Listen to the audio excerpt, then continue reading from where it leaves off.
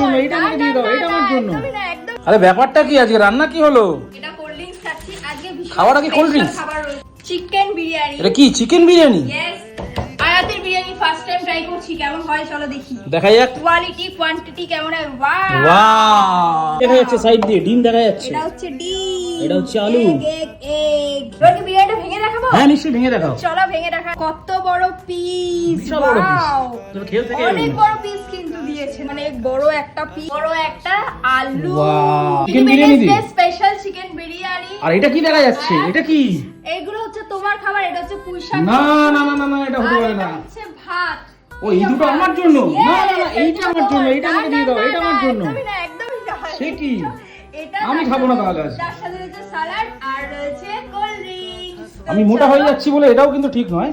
আজকে স্বাধীনতা দিবস, আমার কিন্তু ওরকম কোনো আমারও একটা ব্যাপার নেই। স্বাধীনতা আছে।